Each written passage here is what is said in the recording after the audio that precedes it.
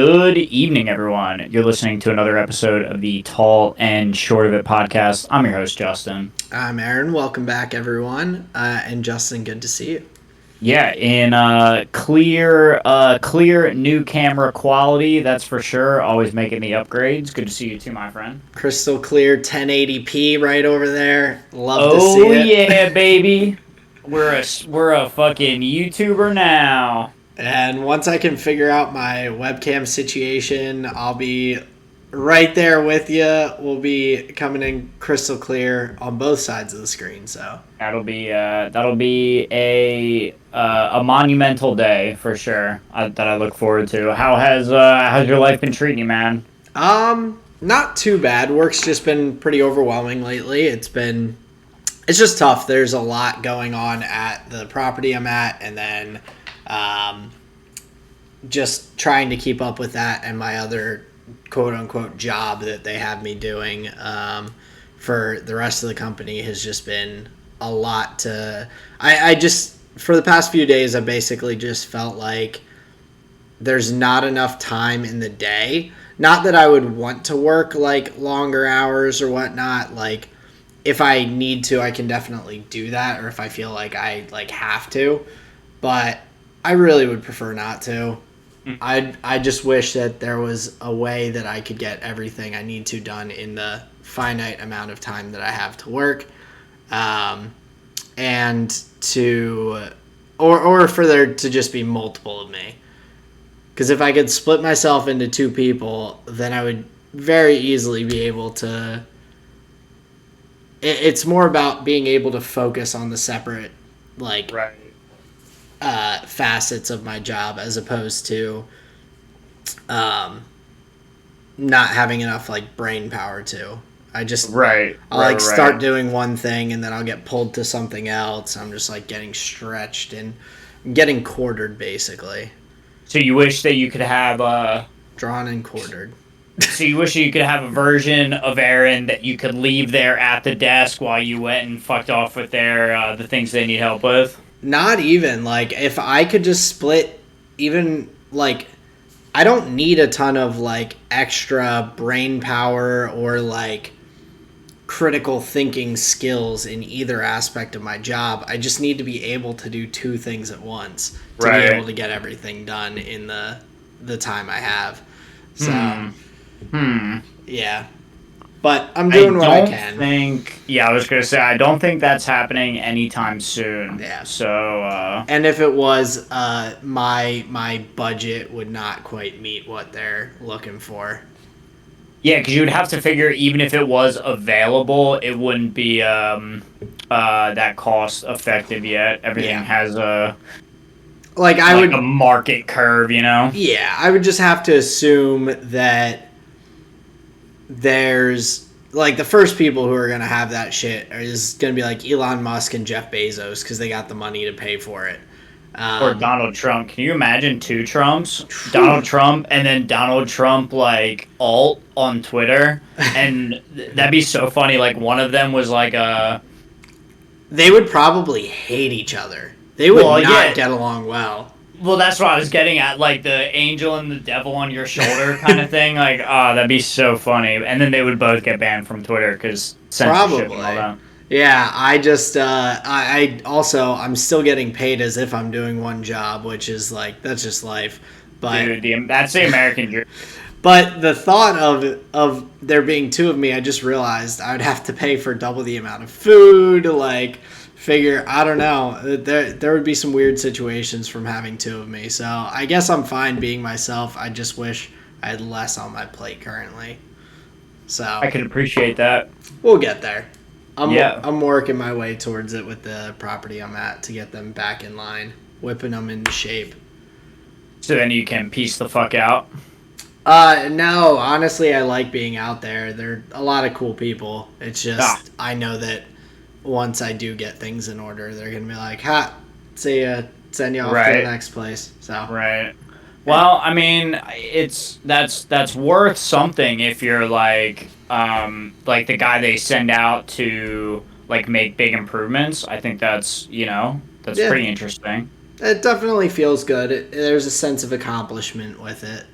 So. Or at least just a sense of like usefulness, you can like train other people to be useful. That's what I get out of like that's what makes me feel accomplished, not necessarily like completing tasks, but like the fact that I'm able to. It's like I try it pretty much everywhere in life. It's like campground rules, like leave whatever I'm doing in better shape than when I got there. I feel as though I have done that at every company I've been at and wherever I've been with this current company. Like campgrounds, like you show up and you want to make sure you're not leaving any trash behind, or if there was trash there when you got there, that you just like throw it away, like leave it better than you found it. So, definitely, I'm with that. Yeah, so that's kind of my one of my mottos in life. I have a couple of different mottos, but that's definitely one of them. How many mottos does one need to move through life successfully? I feel like you would need a lot of mottos. Depends. Like, is there one motto that could just like be like the Windex for every situation? Like you could say it on a birthday and on a funeral? Maybe. Because I've got 3 basic mottos that I live by. So there's leave whatever you're doing in a better shape than where you found it. Well, see, maybe not even like. I think you're being too general with it. I think you got to make the rule: leave your campground better than when you found it, and then the campground just applies to wherever you're at. Okay, so leave your campground better than the way you found it. Yep, that's one. It takes less work to not be a dick.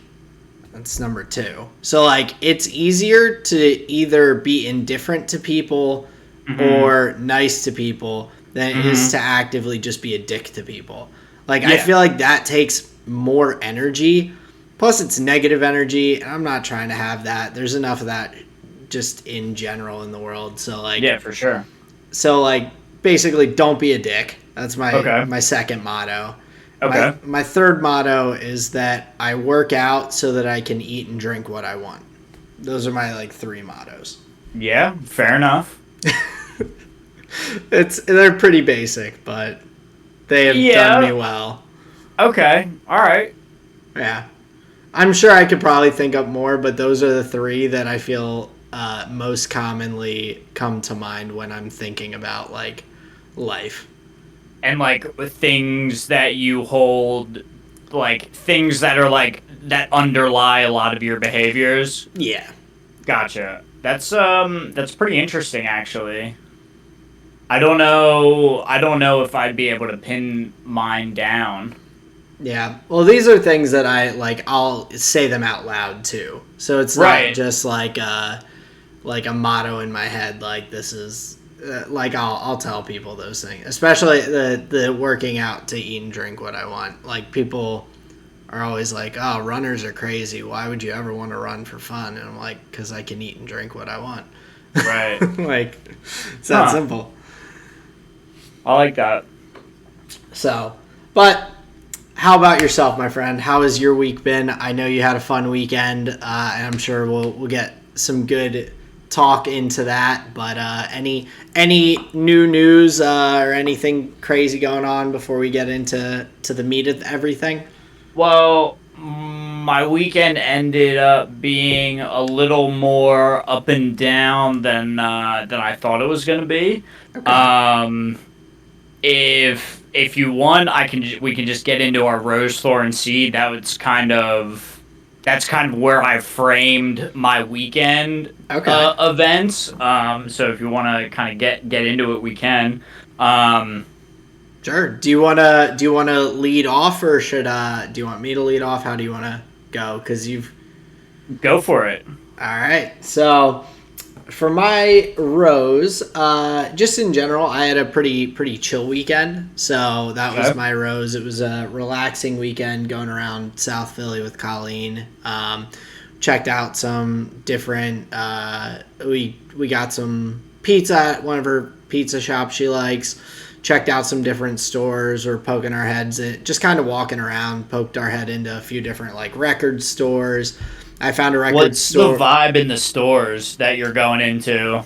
Most of them were kind of like seem like small run, like not like as far from corporate like store or like chain stores. Okay, gotcha. Yeah. So like mom and pop places like along the street. Pretty much, yeah. So Okay, like I went gotcha. into a bunch of hole in the wall little like I was looking at record shops primarily because we were walking around and there were a few in the area. So we're just Nice. poking our head. We checked out a bookstore. The books were interesting-ish looking, like, but nothing like caught my eye in terms of wanting to actually get something. But I did find a cool record store that had new, like, I usually look for like used records and try and sift through and find ones that I like. This record store not only had that, but they also had like new records. So they had like the collection like Swimming in Circles, like the Mac Miller albums. That was like $100 and some. So Sure. did not go for it. But they had like Kanye albums, like pretty much anything and everything you could look for. As long as it was released on vinyl, right? Yeah, so Yeah. like a ton of Kanye stuff, Mac Miller, all sorts of different artists, from hip hop to rock to pop, which was kind of cool to see.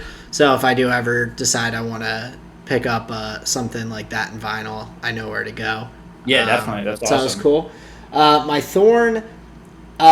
So I don't think did I mention the lady that fainted in the office last week? I think it happened after last episode. I don't think so. Okay, good. So just making sure I'm not repeating myself. But I got a new nickname this past week at work, which is the VD Killer, because the person that was screaming at me until her blood pressure got high enough that she passed out in our leasing office. Her last name is hyphenated, like V, like it's two words, and first hyphen starts with V, second one starts with a D. So because she got herself so worked up screaming at me, she passed out, and now I have a new nickname. What? Yeah. She passed out? Yeah, so she's... Do you have security footage of this? I wish, man. Honestly, I was pretty pissed afterwards. Because, like... Oh my god, what happened? She had a maintenance issue. She came into the office to yell at people about it. Like, she didn't come to try and find a solution to her problem. She came in to yell at people. And so I, like, went out there to talk to her and, like, deal with her issue and try and explain what was going on. She just would not stop interrupting me, screaming at me. Anytime I tried to offer some sort of semblance of a solution or a game plan to, like, resolve her problem, she started screaming things like, "Why didn't you do this already?" and just shit like that. So she was just going off. Damn. And then she was talking about how she has to watch her blood pressure, and because she's had a stroke before, she has all these different medical whatever that she volunteered us the information about. Yet she still smokes a pack a day, drinks like a camel, and like just is a horrible old hag. So she's not doing anything to actually help herself, but right. But yeah, but this is all mid tirade. She's telling you this. Oh yeah. So and she's like screaming and going on, carrying on, and I just kept like an even tone, just like this. And sometimes it's kind of like a social experiment that I do. So like with work, because I've been yelled at a number of times in the different industries that I've been in. Yeah. Because what I'll do, like, I won't let them have any inkling that they're getting to me, that they're bothering me.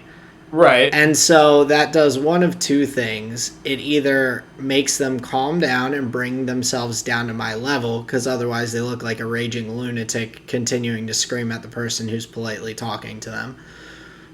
Or it makes them even more mad that they haven't gotten me worked up.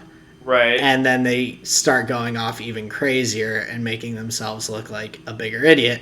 She did the second one. Gotcha. Got herself worked up into a tizzy, passed out, hit the ground.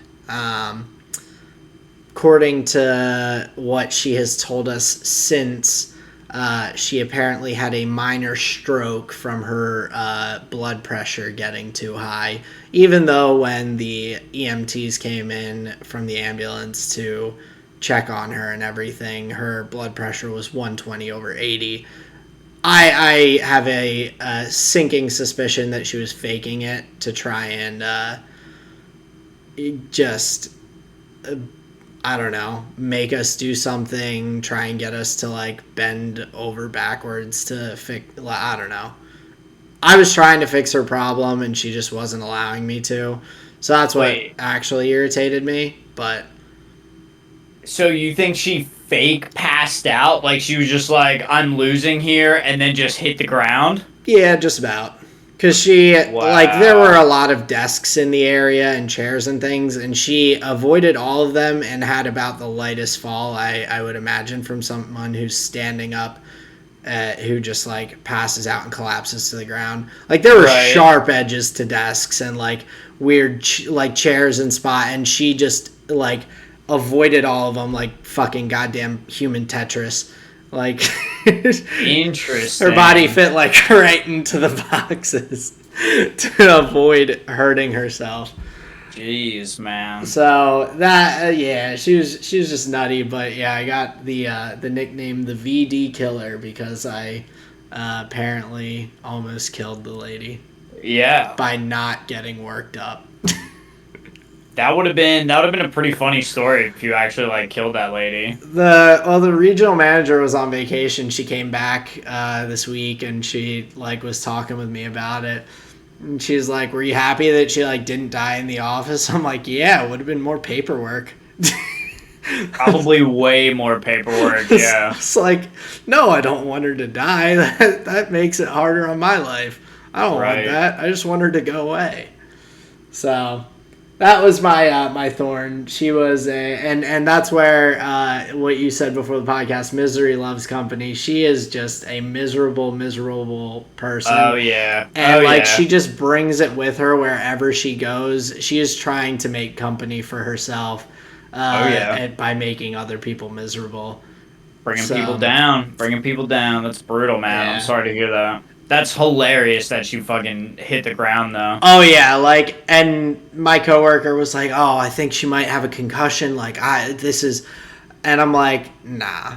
I'm like, she's like, "But she hit her head on the ground." I'm like, her knees, butt, and back hit the ground before her head even lightly tapped it. Like, her knees collapsed, like, on the side away from the desk, so she hit, like, the side of her leg, then onto her butt, and then almost did like a little somersault roll back, and her head like tapped the ground. I'm like, she doesn't have gotcha. Like, this is not. Yeah, that's like a layup, dude. That's a layup. When I broke my collarbone, I hit my head harder than that, because I landed on my shoulder, and my head fucking knocked off the ice. And dude. I was perfectly fine. Or at least my head was perfectly fine. My collarbone, different story, but... Yeah, that's different. Jeez, oh man. But yeah, so that's my thorn. My seed for this week. Coming up for Labor Day, I'm going to be going to the beach with some friends, and we're planning out... We did a beer Olympics last year. We're planning to do it again this year. It was a lot of fun, so looking forward to that, kind of getting things kind of planned out for that. So that sounds dangerous, dude. It's an all-day thing, so you can kind of space out the everything. Jeez, oh man, that's it's a lot of alcohol. That's a lot of alcohol, yeah. Jesus fuck, man. So, but it'll be a good time. I'm looking forward to that. So that's my seed. Very cool. But you better win those. You better win all the golds, dude. You're not welcome back here on this pod if you don't take home gold.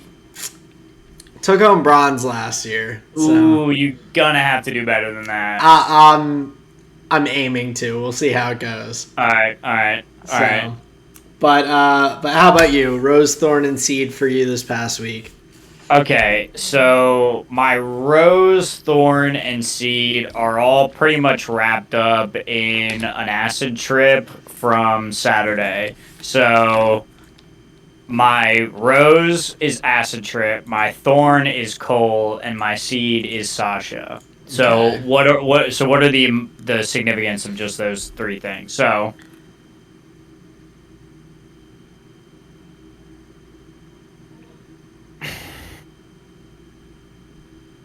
on Saturday, we woke up, me and Ian, and he came and picked me up. We got to his house. We kind of planned things out a little bit. We ate the acid in his kitchen, and then we headed downtown towards like Hope Creek. I'm pretty sure it's called downtown, like by the train tracks and all that. Gotcha. Did you go like out back like towards 82, or did you go? That was the goal, but I guess that rope that goes across, that metal rope, that got washed out. You have to go down the train tracks now. Yeah, down the train tracks and like across a log. Yeah. So we figured, let's not go across anywhere now that we're not going to be able to get back across easily, right? Fair. So we decided, hey, 82 is not the thing today. We just don't want to fuck around. So we turn around and walk back towards the pavilions, and we ended up just like planting at one of the like the middle pavilion, like so we were like kind of like right near the creek, and we just hung out. And there we were talking and laughing and whatever, and just kind of like waiting for it to hit us. And overall, I would say we had a great day. We had just a wonderful day sitting out in the warm sun, talking, and just like watching the birds, watching the water.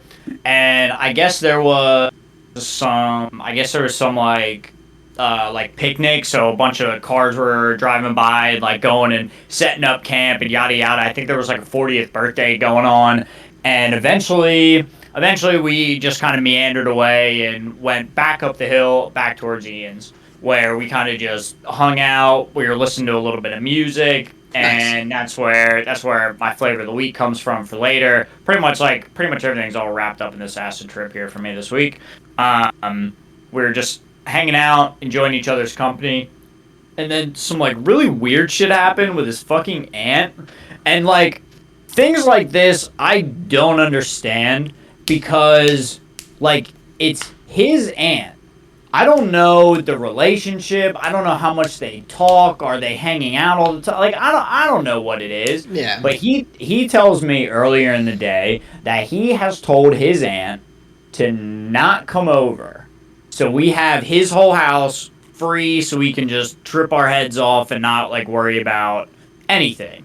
Gotcha. And what does his aunt do? Just come over. Yeah. Like, I'm literally just standing in the living room, like in the middle of the living room, like leaning towards a painting as she like comes in the door. Like, I don't know if anything screams on drugs other than like silent house, no TV, like teenage like adult men just standing in a living room, just like deer in headlights. It was so awkward, to the degree that Ian like he tried to like get the ball and dribble a little bit, pass it to her, like try and like get something going, right? Not like a real basketball, but like we just trying to. And then I was like, this is fucking hopeless. So I dipped out. I was like, I'm gonna go grab my water bottle, and it was outside, thank God. So I left. And then that changed like the whole dynamic. Yeah. Because it was just like, it felt like the jig was up, like blah blah blah. To the degree that like we had to like quick, act natural kind of thing. He just like turned the TV on, and what was on TV except Sharknado 2? And like yes, we were like coming down. You know, this is probably like 6:30. We ate it at like 10:30. Like we've had a whole day by now, but like it's still like in you. Like Yeah. you still feel weird, right? Oh yeah, And 100%. and Sharknado is so far from a movie. Like I couldn't like wrap my head around like the actors like taking it seriously. Like Tara Reid was just like the worst thing ever. Like Yeah. I couldn't wrap my head around any of it. Well, no, I get that. Like the one time me and Colleen took some edibles and then we were watching stuff about what was it? Not the Room. Yeah. Yeah. With Tony Wiseau. Yeah, Tommy. Tommy Wiseau, yeah. And then like started watching stuff from the Disaster Artist, the James Franco thing, and I was like, "Hi, just watching this." I it's hard to believe that it was made as like a real movie. Right. So I can understand with Sharknado 2. Not just Sharknado 1, Sharknado 2. It was the second one, like after it was a meme. Like and they were like, yeah, let's do this again. Run it back. It was so bad. I just kept saying to Ian, like, dude, I hate every minute of this. And we were just like joking about it. We were like how does this happen? Who's paying for this shit? Just like, you know, it ended up being like a lot of fun, and I'm glad for that. Yeah. But so, and this is where things. So take, did like, his aunt like hang out for a bit, or did she like? Yes. Oh. Yes. She hung out for somewhere around like 10-15 minutes, fucking around, like doing dishes in the kitchen, and then she just awkwardly leaves. And then comes back like an hour and a half later to walk the dogs. And it was just this whole big production. Like we felt like we couldn't like be ourselves now anymore. We were just like resigned to watching this dumb movie and whatever. Yeah. So like it changed the whole vibe, and that's kind of when I texted Sarah and I was just like, all right, like you can come scoop me, like we're good. And that's where things really took a turn.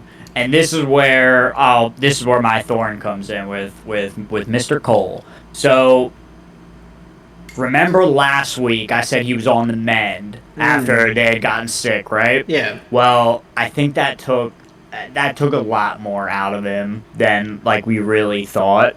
Gotcha. And so over the weekend he was not feeling good. Like his back end was really bothering him. He couldn't really stand up, couldn't really move, okay. Right?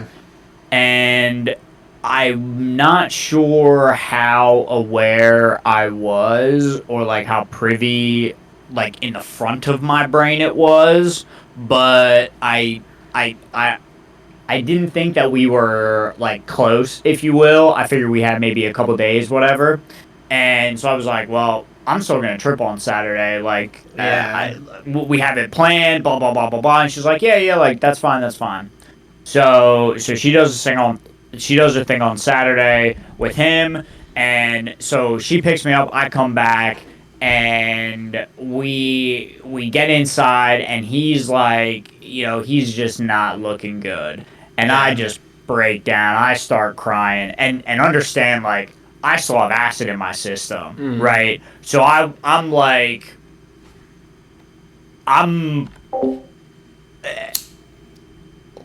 a bit emotional, you could say. And, you know, we're having a conversation and blah, blah, blah, blah, blah. And Saturday night, we came to the decision, like, hey, look, this is too much pain for the guy, right? So we made the decision to call the vets on Sunday to come to the house and, you know, get him running again in the peace of his own home. Yeah. And that was probably the weirdest thing in the world, because I will say this, and I wouldn't have ever dreamed of saying this. I didn't think this was something that they were going to be good for or indicated for, but the feeling that I came out of the weekend with was that I don't want to go through the death of a loved one without hallucinogenics again. It was so crazy how much I didn't think about myself at all. Yeah. In where like I was able to be completely focused on Cole and Sarah and Sasha and just like be the shoulder to cry on as opposed to like just losing my own shit, right? Yeah. And I was able to kind of like parse away and separate and be like, he's like 13 and a half, full life, just like all of these things I was kind of able to like help support Sarah with while being in a state of mind where I wasn't like fearful, I guess you could say, right? Okay. Because of the psychedelic. Yeah. And then going into like Sunday calling them and then them coming on Monday, like it just eased the heartache. Like there was something about it where I I've never dealt with death up close. Anytime one of my pets had passed away, I wasn't like immediately there for like the kind of like the decline, right? I Yeah. didn't visit my grandmom too much cuz like I couldn't handle it. So everything in me would tell me that if I had to deal with death up close, I'm probably going to be pretty bad at it, right? And then here I am under the influence of these drugs that make you like what I would have guessed were to be hyper emotional, right? And you think like, oh, bad trip, bad trip, bad trip. You don't want to be around anything, whatever. You want to have a good time. But in reality, it was like that was what I needed to be able to kind of understand it and like be able to be right there with it and not like be afraid. Well, it It sounds like it gave you was some kind of like peace and all or during, something, yeah. yeah, like or like, yeah, It was so wild. But like I was like I, I didn't like because I knew when I was going home that I was going to see a sick dog and I wasn't sure how that was going to make me feel, yeah, and then it ended up just being like the best thing ever. yeah, Yeah. So that was like very odd. And then so my seed that came out of the weekend is now that it's me, just me, Sarah, and Sasha, the goal is, just to pour love onto Sasha because she's the same age, you know what I mean? well, It's and yeah, and I'm sure it's hitting her hard too. Like, obviously dog's you can't, grief. yeah, Oh yeah. like they So can't communicate it the same way that we would, but like I can imagine she's having a tough time. oh yeah, because he was part of the routine like with her, like Yeah. when they ate, when they went to the bathroom, it was all he was her brother. So yeah, the seed from that is to make sure that she feels good and loved in her old age. So that has been my rose thorn and seed from a very emotional weekend. Yeah, no, it sounds like it. I'm sorry Yeah. that you guys had to go through that with Cole. That is sad, but I'm glad Mm, that you feel like good about how you were in the situation because that's like not something easy to go into, especially like you said, not having experienced like that up close kind of before and not right. knowing how that was gonna go. So Yeah, so I guess like a bit reckless on my end to just like, well, fuck it, I'm gonna do it anyway. But also like, oh, I don't. You didn't have the expectation that that's how quickly things would go. So I right, don't feel right. like that is anything to like feel weird about or reckless about or anything. Like you continued living your life like that, like Cole would still be there. And I think that's like the way that you gotta live life. Like you don't want to just live it like tentatively waiting for negatives. Ye- Yeah. Yeah, I don't know if I could have said it better myself. I think you're right. So I think you made the right decision, and in the end, you were still able to be there to support the people and the animal that you guys have there. So Yeah, and that's like that's all you can do. Just be a shoulder to support. So yeah, that was fucking crazy, and I look forward to the next acid trip. I think we may go a little deeper with it.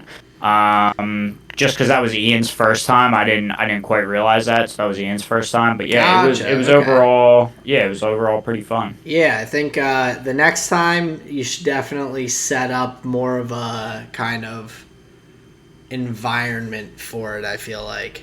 Well, we wanted to. We were gonna be at the reservoir with the promised land, like Yeah. next to the water and all that. We were gonna be chilling there all day. Which reservoir?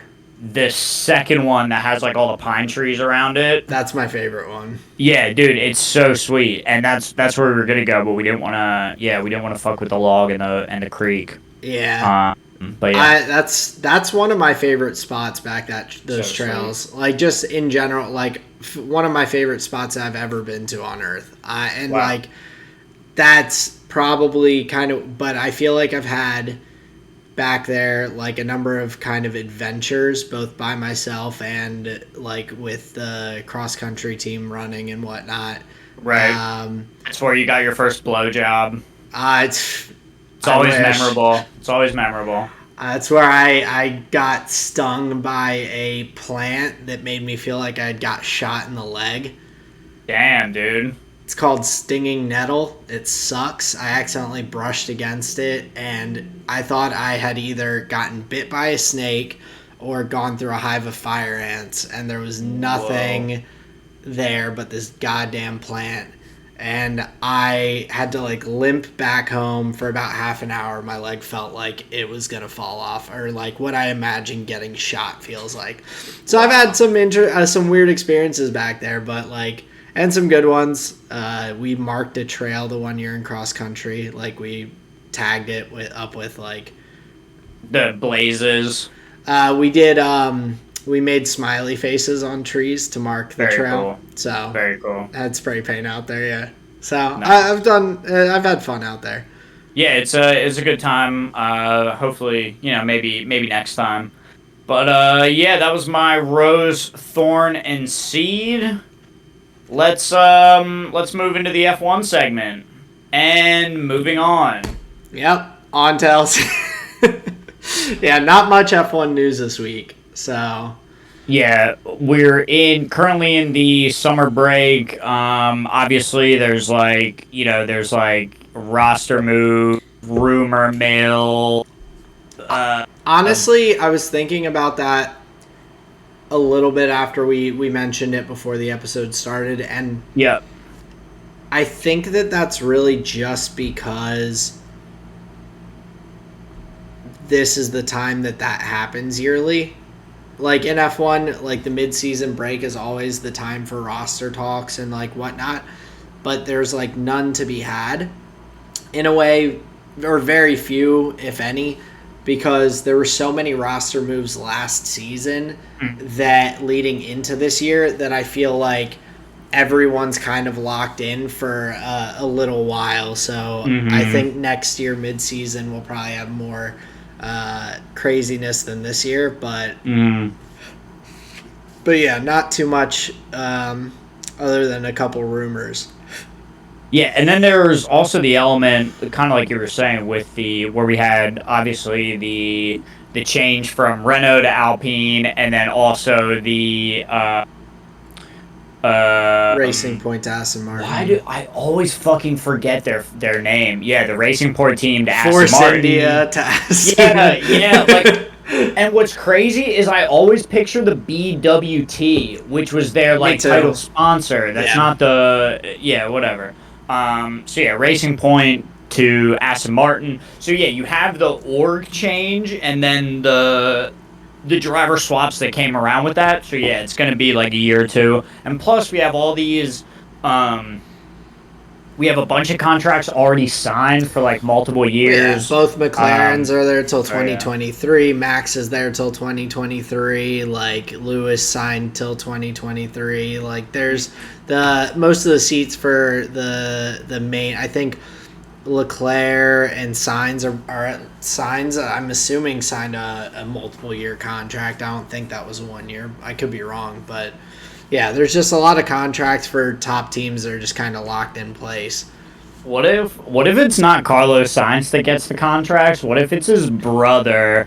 And what if his brother is just such a good engineer that he's actually what's being passed around, and Carlos Sainz is just like the robot that drives the car that he engineers, and that's like a behind the scenes thing. It's just his brother's got him like a remote control car, basically. Yeah, there's no Carlos Sainz. There is no It's just Carlos ones Sainz. and zeros. Yeah. That would be interesting. I doubt it. Unless funny. We are all ones and zeros, then it's a little more believable. Bro, no, that's the screenplay for F1 3035. Ah, shit. We gotta write that movie. That actually sounds hilarious. Where it's not about the drivers anymore. It's about like the engineer car like link up. Like what the fuck is that movie? Real Steel with Hugh Jackman with the fighting robots. What did you just call him? Hugh Jackman.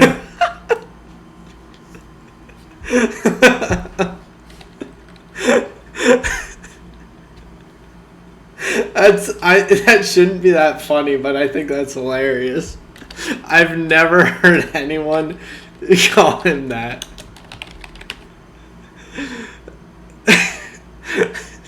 Have you always called him that? Pretty much, yeah. I don't know why. I just think it's funny. It's hilarious. I actually think I got it from my mom, because my mom always used to call that rom-com actor Hugh Grant.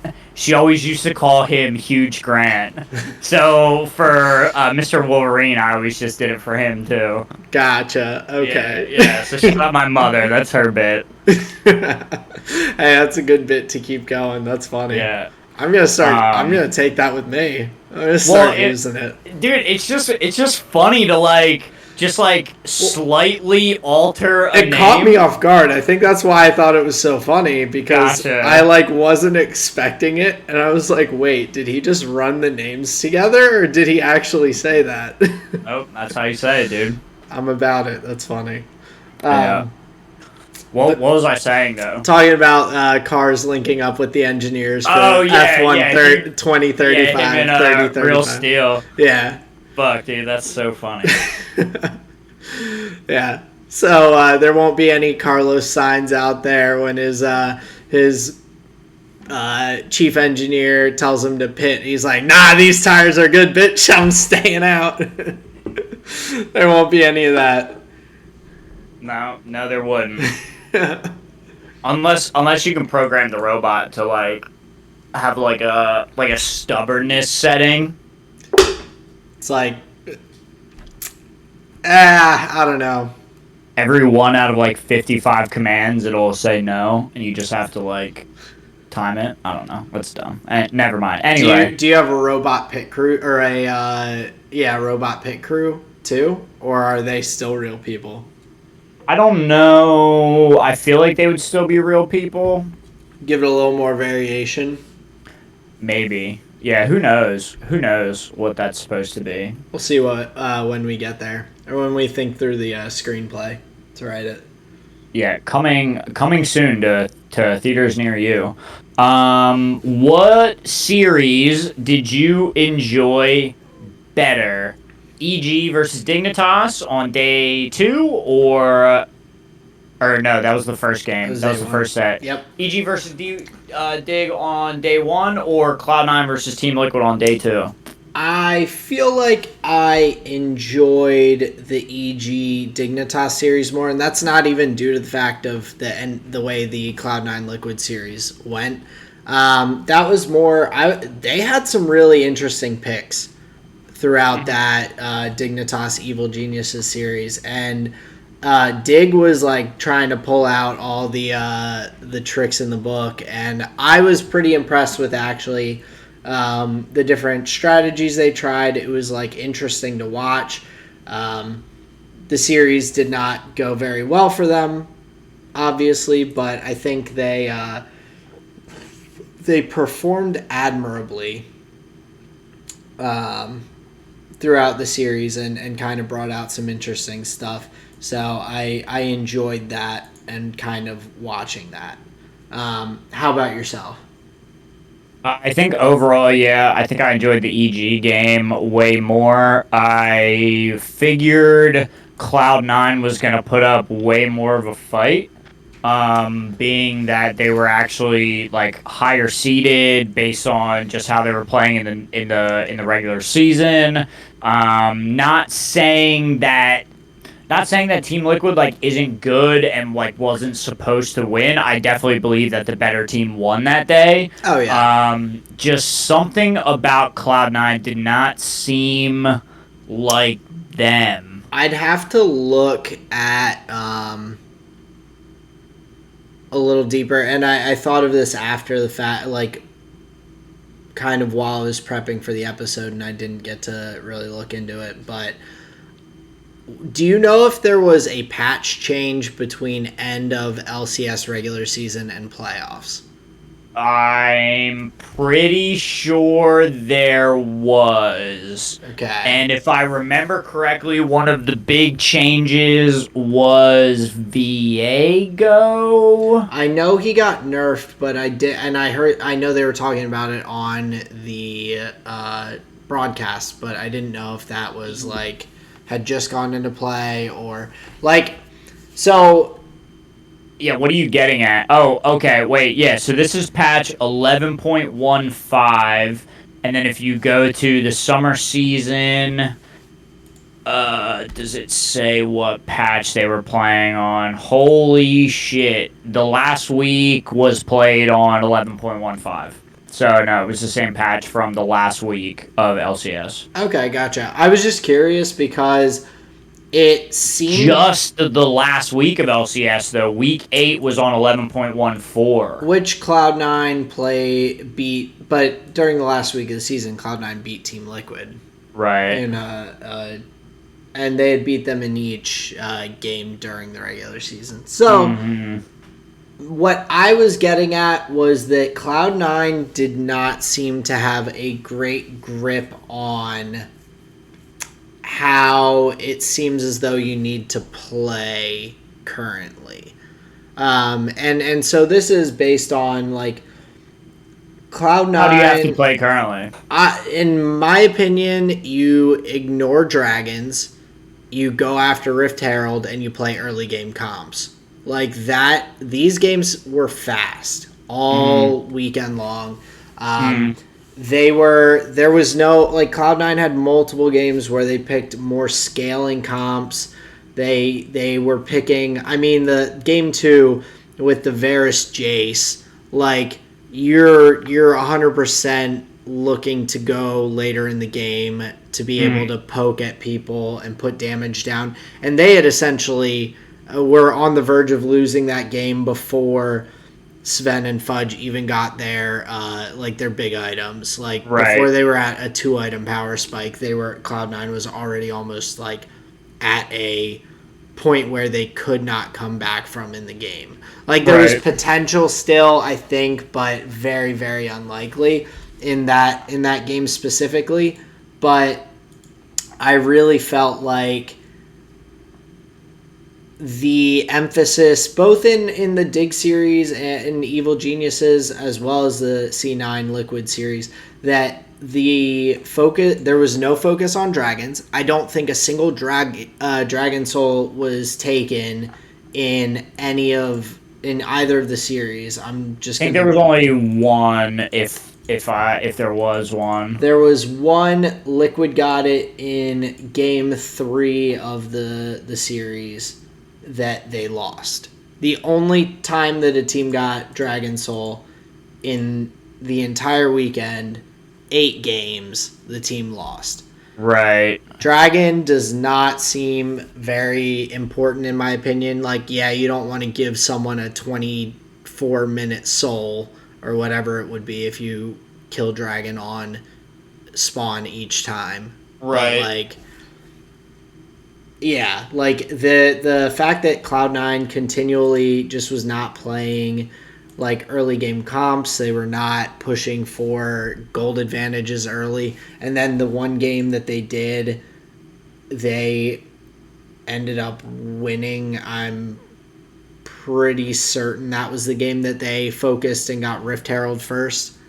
Yeah, that was where they first picked the Xinjiao. Yeah, like And then second rotation, Varus, Thresh. like in that series, the team that got the Rift Herald for the first Rift Herald like won every game.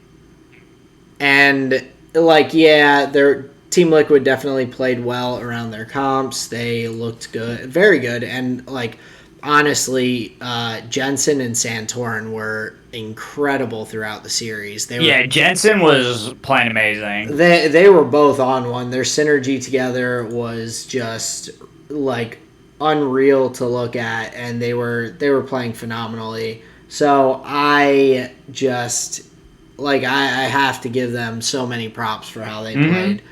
Yeah, for sure. At the same time, like it just felt weird. I felt like I was watching those games because those I actually watched most of the Cloud9 series live or Gotcha. like fairly close to it. And I was just like, why are they not getting a grip on the meta? Or like I was like, why are they picking these kinds of team comps and then getting just beat game after game? I just really felt like they didn't have a grip on what they needed to do to win those series. And now, just honestly, they've put themselves in a really bad spot for making Worlds again. Like 2 years in a row that they could miss Worlds after the making Worlds every season they had been in LCS up until this past year.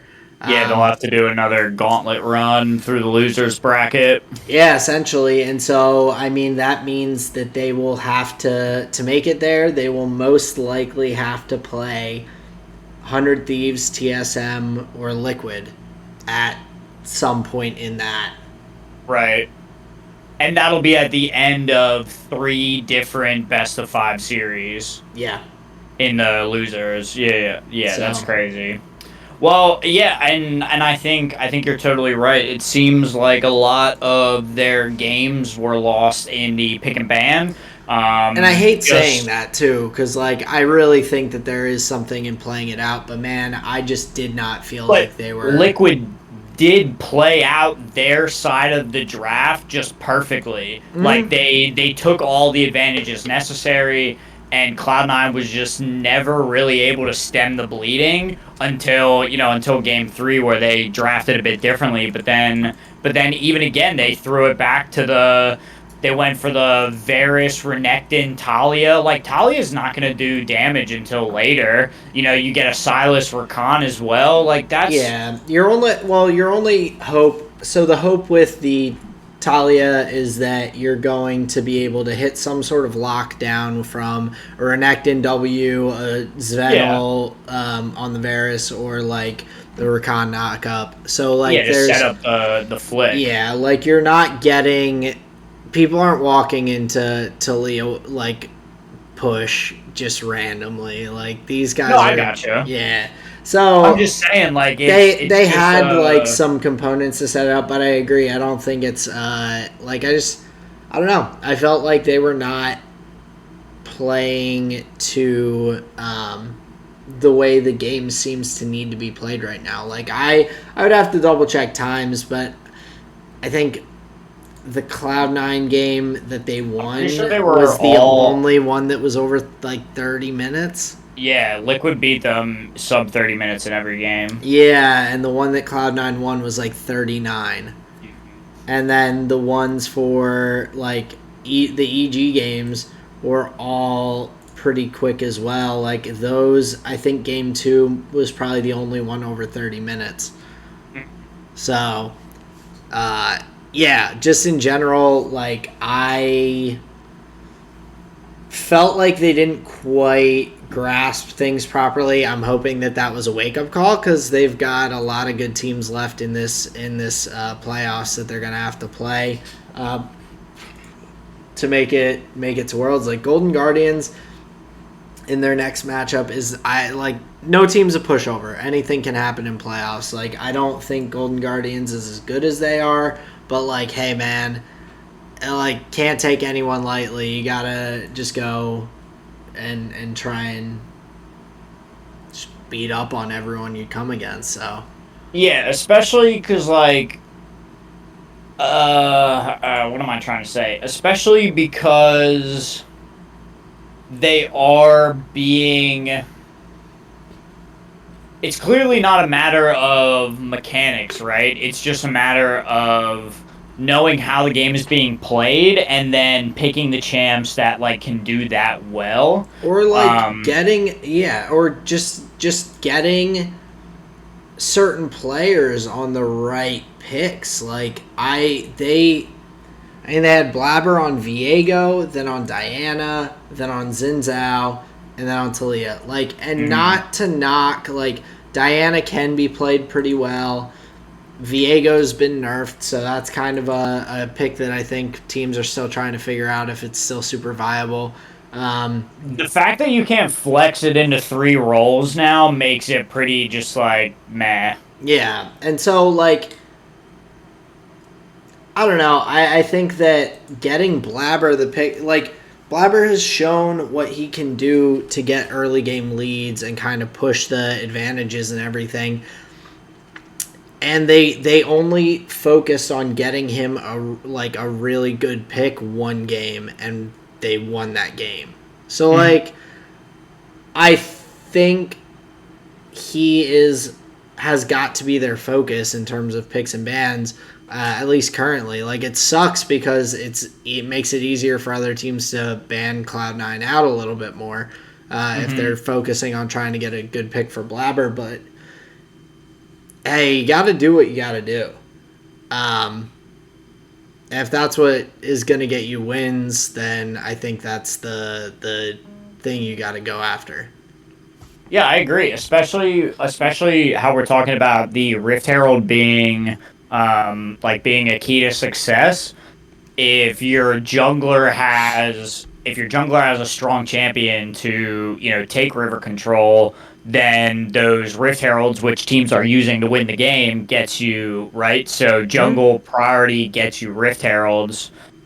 That seems like a pretty good strategy to me. Yeah. Gets you first turret in most cases, then gets you a gold lead, then you can fight over objectives, most likely get second herald. Like, it is a snowball effect to have that early game advantage. And even if it's just an early game advantage in team fights or skirmishes, like having the stronger early game champions to be able to come out ahead in a top river fight where it's jungler, mid laner, and top laner, even if you get one kill, you come out of that with the Rift Herald. Right. And then you can just push. So...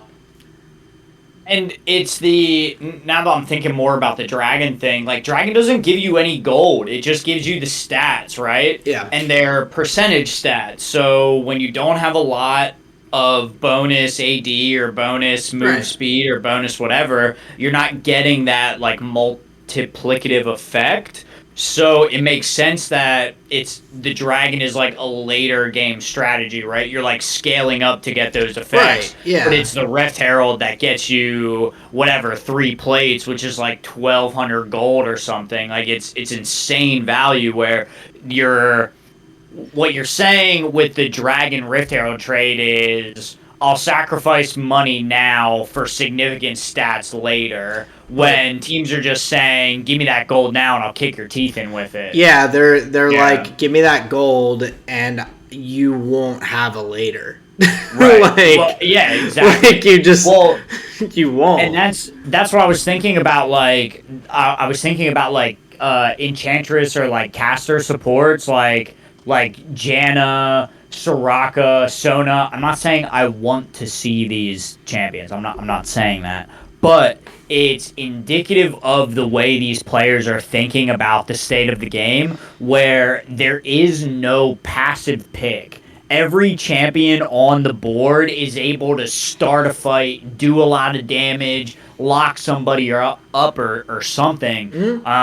So it's clear that teams are going the route of like zero passivity. They're looking to just take advantages from every position, and it's more about the immediate gold value you can extract rather than this like dumb scaling like, oh, we know if we push it to 50 minutes we can just win. It's like, I don't think that exists anymore. Not in the current meta, no. Right. There are not the necessary like ways to drag a game out to get to where like you can't stall out a game as easily anymore. Right.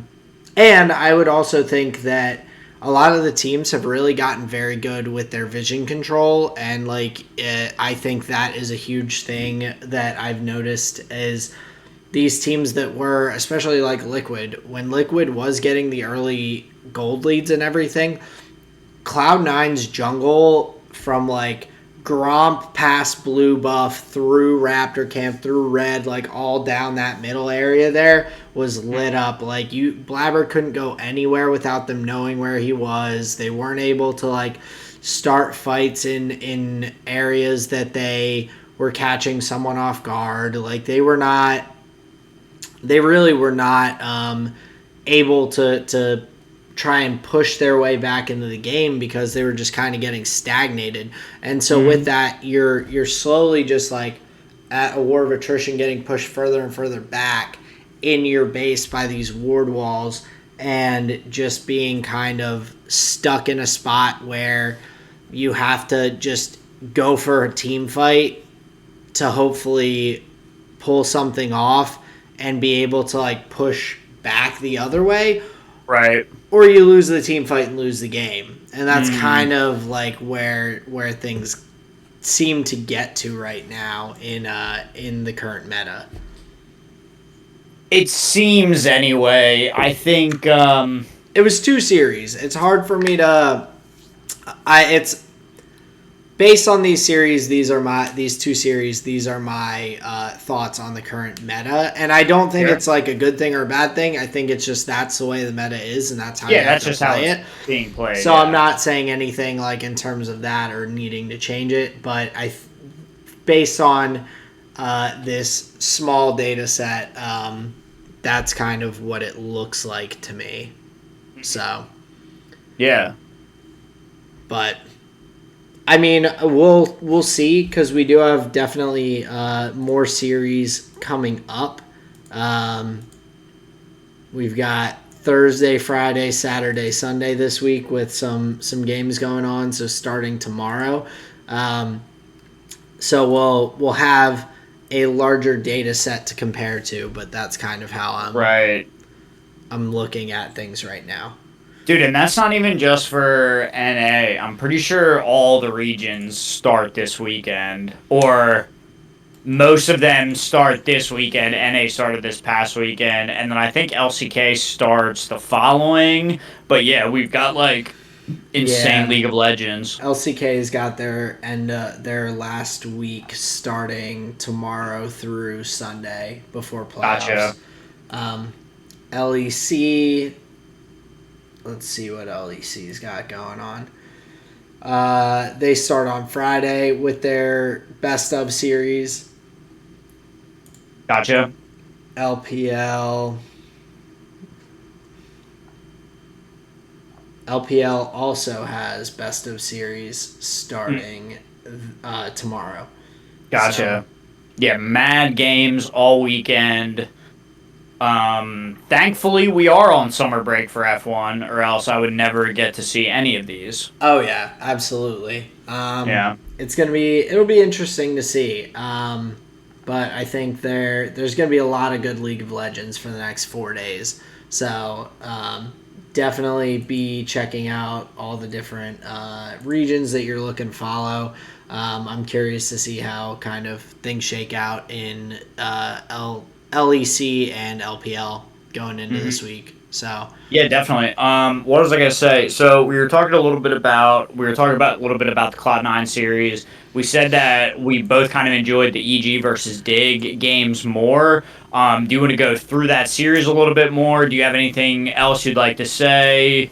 Um, honestly, no. I mean, I'm happy to start going through the series. Okay, cool.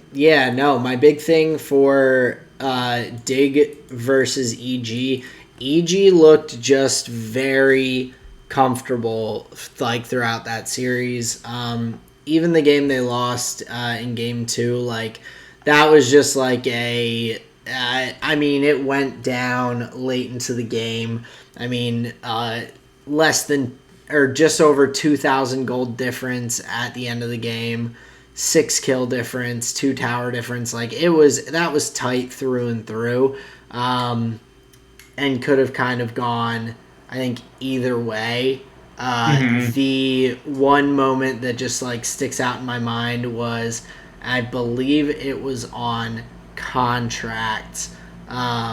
He got stunned up, and then Neo got a crit on him with a feather and hit him from like half HP to dead in one hit.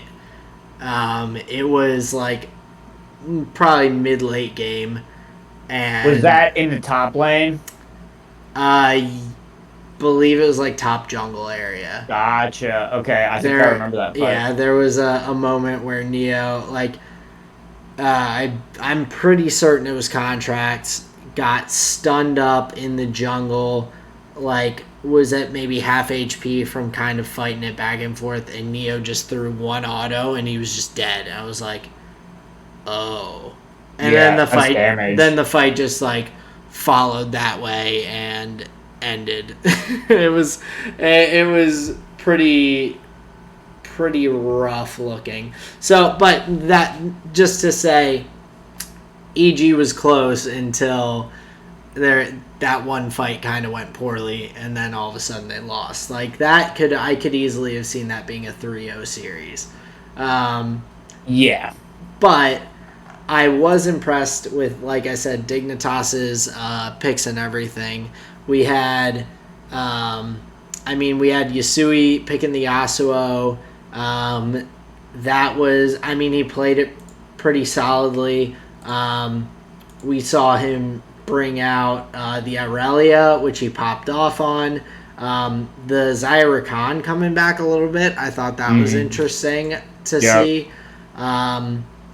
In game 3, we had Yasui on Kindred mid, which did not work out super well just across the board. Yeah, I wasn't impressed by that at all. But I was intrigued. I was like, what made him... I'm kind of wondering what made him feel comfortable enough to, like, whip that out in a like, tied 1-1 series that he was like, yo, this is the pick. And it was not the pick. No, it definitely wasn't, and I'm pretty sure that was against, who was that against? Jizuke on Lucian. On Lucian mid. Gotcha. Okay, yeah. He took that matchup just... Well, and he put himself in bad positions early. There was a little fight in the topside brush of mid lane. He hopped the wall and then just got blown up. Like he chased too far and had no way to get back out. Like there were misplays that were due to him and not necessarily due to the champion, but the champion pick did not help him at all. No, and it's so hard to get the stacks. It's so hard to get that range increase. Yeah, like, you're not moving around the board that much. It's just really hard. Like, I think around 20 minutes or so, he only had 2 stacks on the Kindred, which is just brutal. Like, that is... He can't be doing that. No. And I mean, they were losing across the board, too. Like, it wasn't just his lane. Like, nowhere was doing well. So, I would just like to say about the for Dignitas,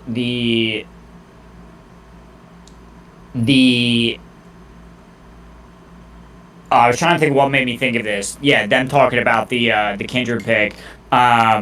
the casters in the first game were talking about the Twisted Fate pick into the Yasuo, where they were like, oh, you can win wall this, you can win wall that, you can win wall this, you can win wall that. And then they just got stomped with that pick. And I was like, man, I don't know. I don't think Yasuo is a counter to Twisted Fate really at all. I don't think it is. Like, I think that's a more of a skill matchup in the 1v1. Like, they're as Twisted Fate, you just have to like not get hit by Yasuo knockups. Mm-hmm. Like, don't let yourself get Yasuo ulted early, and then you can just out roam him and just help your other lanes get ahead. Like, Jizuke was 2-0-8. Like, he wasn't getting all the kills. He wasn't stomping on his lane.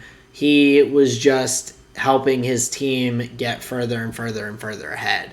Yeah, for sure. And so, like, the kind of the players that I was really impressed with throughout the series, I mean, honestly, Contracts, Jizuke, and Impact all look good. Impact was like, playoff Impact is back. Like, Oh, yeah, for sure. He played so well throughout the series. Like, he super impactful, constantly doing well in his lane, or not getting too far behind. Contracts really impressed me as well. I enjoyed how he took the Lee Sin pick in multiple games in the jungle, and kind of was able to utilize that well, not just being the like flex pick, but actually being in the jungle, fighting and all on the Lee Sin pick for Contracts. It just looked really, really solid. So that's interesting to me, because now that can be, I think you see that can be flexed more between jungle and not just mid and top. It's kind of moving back towards being able to be played there, which makes it even more dangerous. You just really don't know where those picks are going to go, and the more you can flex stuff around, just the better in general things are going to be. Yeah, so. especially for your like pick and bans, where you can first rotation a Lee Sin, or you used to be able to do it with Viego, where you first rotation and they don't know where it's going, and they have to kind of guess. Yep. So I think champs are always in a better position when you can play them in multiple lanes. And yeah, I think Lee Sin is getting back to that, which of course it's Worlds coming back around. Of course he's going to be back in the meta. And I imagine, I think to your point, we're going to see him a lot more in the jungle and a lot more flexed around from some of these teams. Yeah, and the other pick that I was really, I thought was a solid, or I guess two picks that I thought were really solid. One, Impact on the Kennen. I was not expecting that, but the Kennen into Gnar is still definitely a good counter pick. So that was just playoff Impact kind of showing out.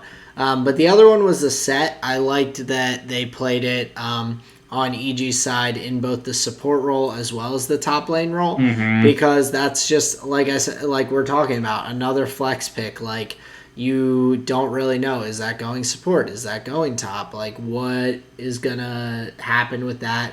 And so I think that was a really solid decision by them as well, to kind of give themselves some flexibility, keep Dignitas kind of wondering what they were going to pull out, or what matchups they were going to have. So yeah, to your point about the Kennen, so that was actually a really interesting pick and ban if you look at it from the Kennen perspective. So they were blue side in that game.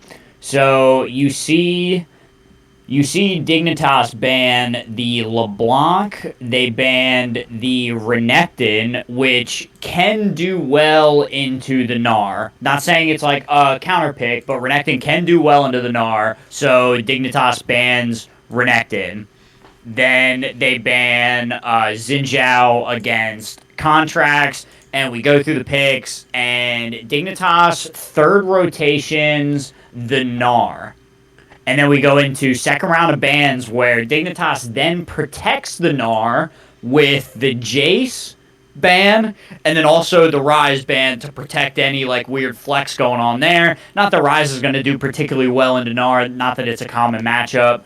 And I think that was more against Jizuke, but mainly they protect the Gnar pick with the Jace. So there's like two really strong Gnar matchups taken out from Dig, but they still had the third tier Kennen. Like they still didn't EG didn't care about those two bans because they still had Kennen for the impact, or they still had Kennen for impact. And I think if Gnar is still popular going into Worlds, I think that Kennen pick and ban thing is going to happen a lot more, where you see teams try and protect the Gnar or try and protect the Jace or protect whatever top lane, and then you just get this like weird just like gotcha pick. So yeah, I thought that Kennen was actually sick in that game. Yeah, no, it was cool to watch because especially going into Worlds, like seeing so many talented and high skill or like mechanically gifted top laners. Like, yeah, Kennen's not necessarily the most mechanically skilled champion, but like you can play it so well and make such impactful plays with it. Like, I'm looking forward to. I kind of hope it keeps getting played. I would love to see like teleport plays with Kennen ult. Like there's a fight going on around Dragon or something. Kennen teleports behind, hits that Hextech Protobelt in, and just like ults on everyone. Just annihilates them. Yeah, it's a very impactful level 6, and yeah, I think Impact played it really, really well. Yeah, lane dominance, he was killing it. So, yeah, I mean, that's kind of all I had for that series. EG just looked really solid all around. I was trying to look at it and think about, like, who I thought, like, was the best player for them of the series. And, like, I'd have to give the MVP to Contracts most likely. I thought he just made the biggest difference. But, I mean, Danny looked really good in a bunch of the games. Like, Jizuke looked solid. 7-0 on Tristana. Like, Danny, he looked so good. 4-0-10 game 1. 3-6-6 game 2, solo rough. 2-0-6 game 3. 2-1-16. So in the games they won, he had a combined, like, let's see here. That's a 40 KDA in the games that they won. Insane, dude. Like, even if you throw in that the game where they lost, that is like over an 8 KDA for the series. Yeah, that's crazy.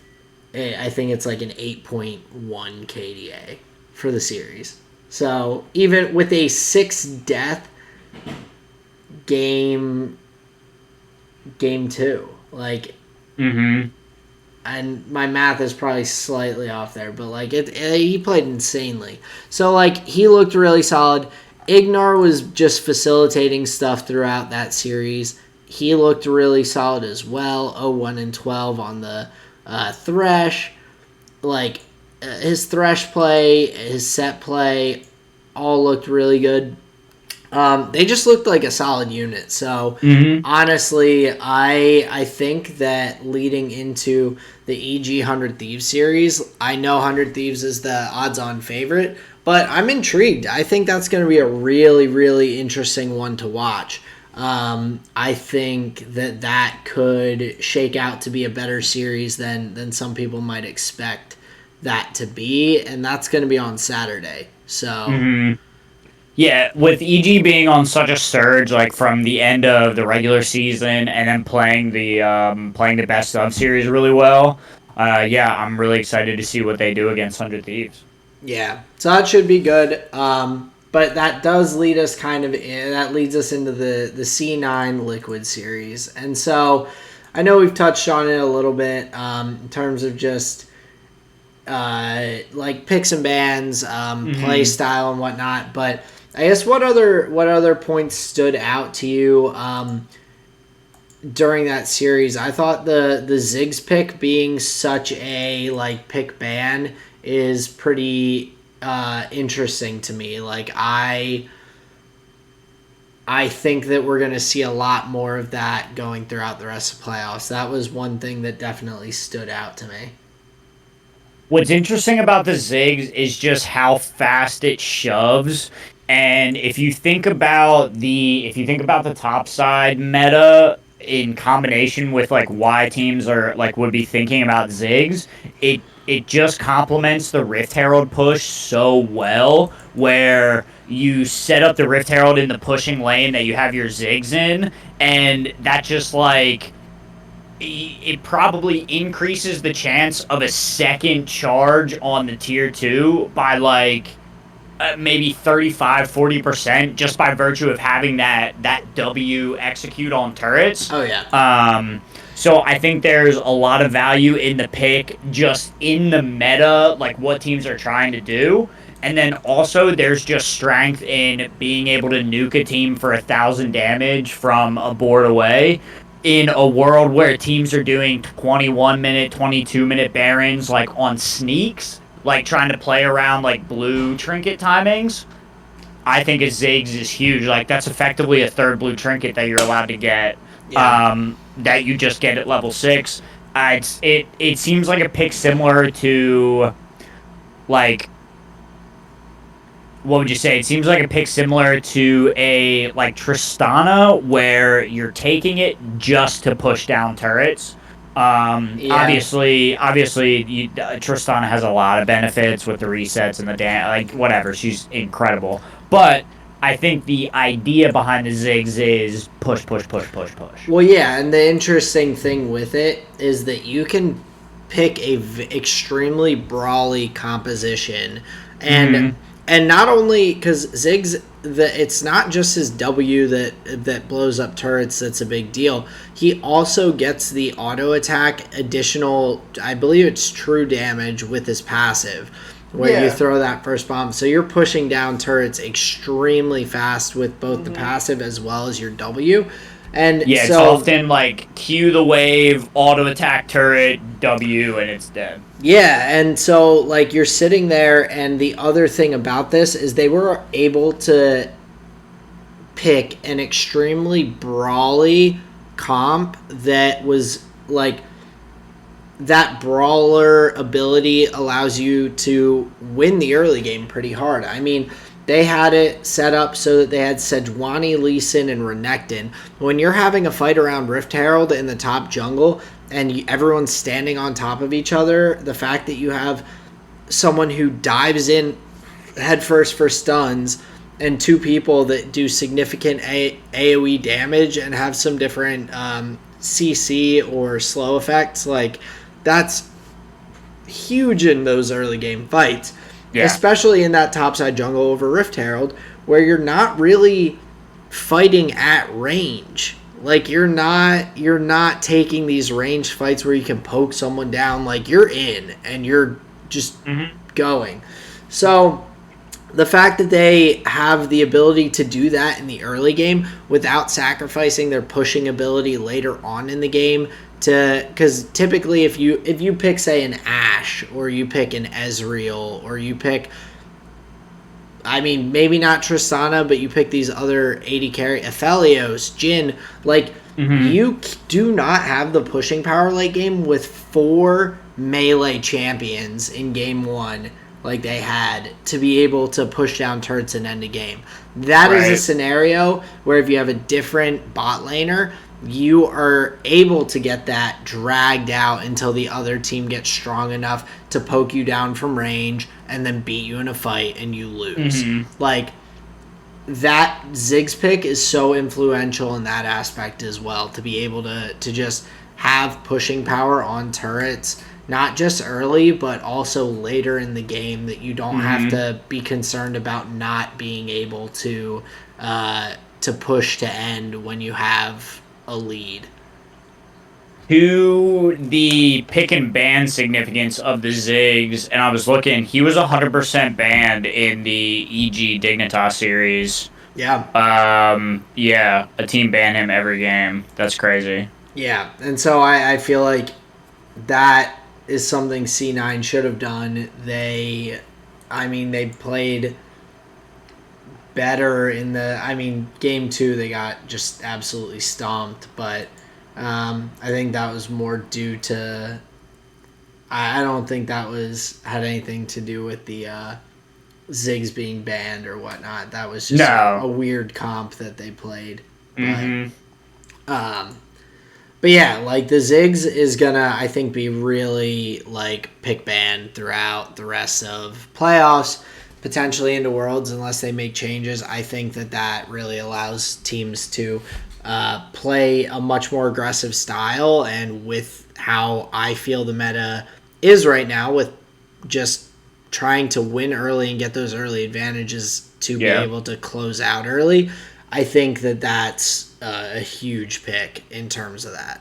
So yeah, and I think it's going to prove to be because if you think about the 80 carries that have the pushing potential of Ziggs, the late game damage, and the mobility that Ziggs offers, I know you're either detonating the turret or getting away with your W.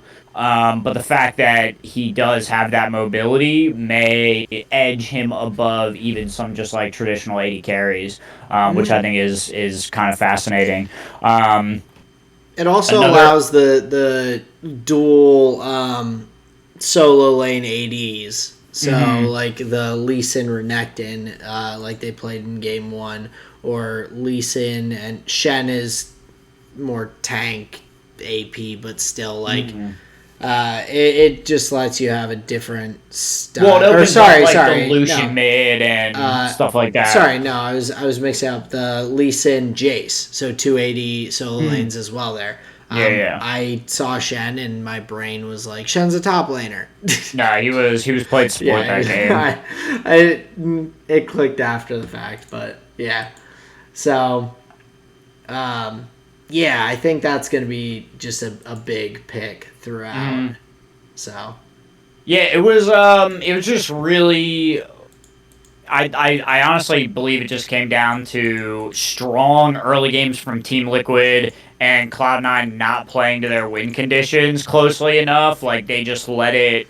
Like they let the advantages grow and couldn't figure out a way to stem the bleeding, like in the actual games, and that's not. Yeah.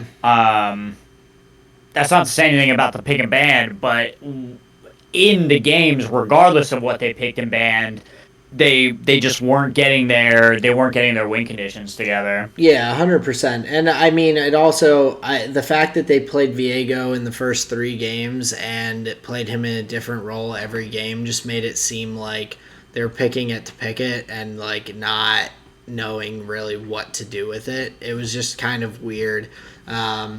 I think to me that like Liquid was not focusing that pick at all, and Cloud9 focused it for 3 out of the 4 games. So, and even in the game that they won, it was 2-2-7. It wasn't really a it wasn't a bad pick, but it wasn't as impactful as some of the other picks that they had. So. Right. Yeah, I think that was a bit of an oversight, valuing that pick a little too much. Overall, though, I was just like really disappointed in Cloud9's play. Not only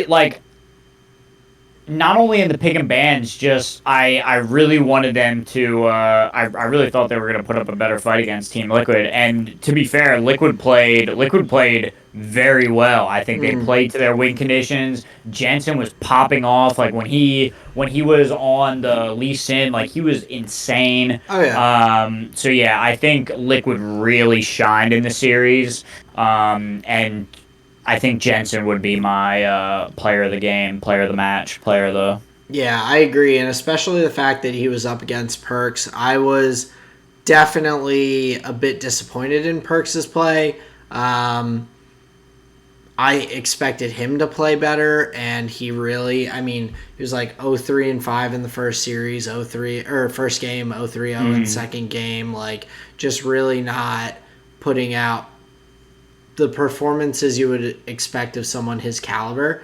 So that was a little disappointing to see, but hey, we'll see how it goes going forward. Like I said, we've got 4 different matchups this weekend, starting tomorrow. Tomorrow we've got Immortals Dignitas, then Friday Cloud9 GGS. Then I believe it is Team Liquid TSM on Saturday. No, sorry, it's EG 100 Thieves Saturday and Liquid TSM on Sunday. Damn, mad games. A lot. We've got a lot going on, so looking forward to having a number of series to talk about and kind of dive into after this weekend. So. Yeah, that's gonna be a jam-packed episode. Stay tuned next Wednesday for all of the LCS coverage. Because we're gonna hit each and every one of those series front to back. Yeah, absolutely. And so I guess that leads us into the next section. We got your deck tech that finally pushed off for a number of weeks. So for good reason, though. I'm happy that there was like other more pressing things to talk about than my boring commander decks. But this week, being that there's no F1 section, y'all are stuck with this. So let me turn on my lights and we can go through a couple of the key cards. Absolutely, we'll get that rolling. And so this is going to be Alela, the Artful Provacateur, for this deck tech. So Alela is she is a fairy warlock legendary creature with flying, death touch, and lifelink. She is 1, a white, a blue, and a black for her. And Justin's getting all set up. There we go.